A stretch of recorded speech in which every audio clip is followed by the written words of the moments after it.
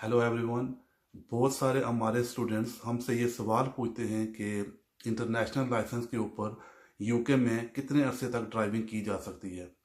तो पहली बात यह है कि बाज़ ममालिक के इंटरनेशनल लाइसेंस जो हैं वो यूके में स्ट्रेट वे ट्रांसफ़र हो जाते हैं। तो आप जाके डीवीएसए की वेबसाइट के ऊपर चेक कर सकते हैं कि जिस कंट्री से आप बिलोंग कर रहे हैं या जिस कंट्री का आप इंटरनेशनल लाइसेंस कैरी कर रहे हैं, क्या वो ट्रांसफरेबल है भी या नहीं।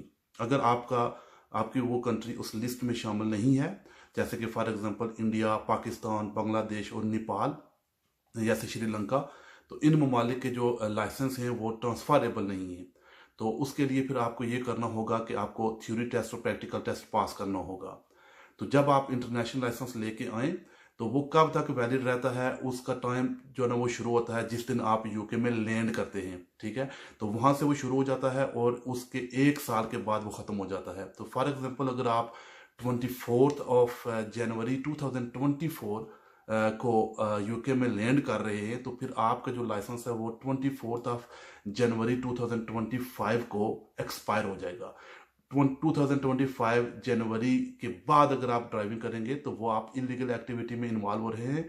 और अगर पुलिस आपको स्टॉप कर लेती है या किसी वजह से आपको कोई एक्सीडेंट हो जाता है तो आपकी इंश्योरेंस भी कवर नहीं करेगी और उसके ऊपर आपको फाइन भी भरना पड़ेगा और आपके जो प्रोविजनल लाइसेंस है उसके ऊपर पॉइंट्स लगेंगे। और प्रोविजनल लाइसेंस जो है ना वो फिर वो कैरी करता है जब आपका प्रैक्टिकल टेस्ट पास हो जाता है, और जब फुल लाइसेंस आपको मिल जाता है तो उसमें भी वो पॉइंट्स आपके कैरी करते हैं और वो कम से कम 3 साल तक आपके लाइसेंस के ऊपर रहते हैं।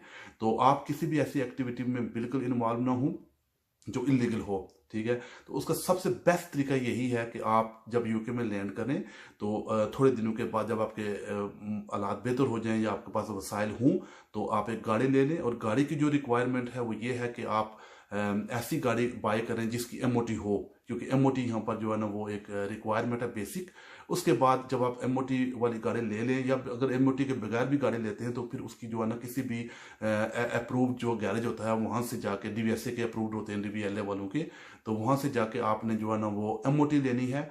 और एमओटी लेने के बाद फिर आपने उसका रोड टैक्स लेना है और रोड टैक्स जो आपके नाम पर होगा वो ट्रांसफरेबल है। और उस गाड़ी का रोड टैक्स लेने के बाद आपने इंश्योरेंस करवानी है और इंश्योरेंस करवाने के बाद जो ना आप वो 1 साल तक वो गाड़ी चला सकते हैं।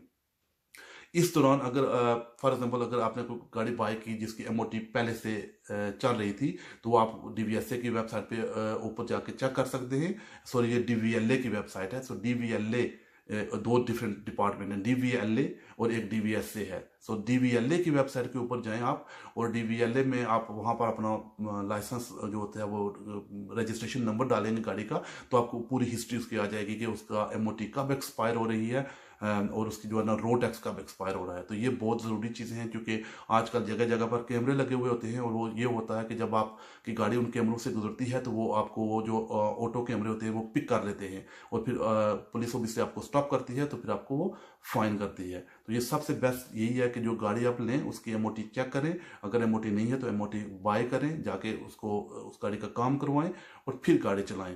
तो 1 साल तक आप ये काम इंटरनेशनल लाइसेंस के ऊपर आप गाड़ी चला सकते हैं और फिर 1 साल का वेट मत करें।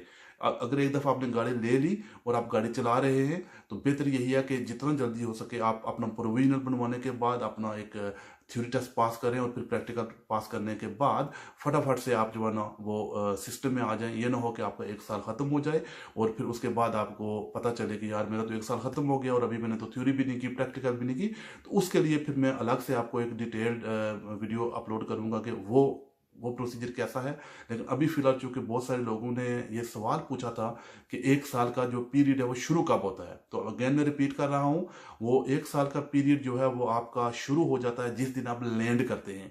ठीक है, ये ना समझे कि जिस दिन आप गाड़ी बाय करेंगे या जिस दिन आप इंश्योरेंस करवाएंगे, नहीं, ऐसी बात नहीं है। जिस दिन आप लैंड करेंगे उस दिन वो शुरू होता है और फिर वो तकरीबन वो 1 साल पूरा रहता है। उस फॉर एग्जाम्पल ऐसे मैंने आपको बताया कि 24 जनवरी की मैं मिसाल दी है कि 24 जनवरी को अगर आप आए हैं, 24 जनवरी 2025 को आपको खत्म हो जाएगा।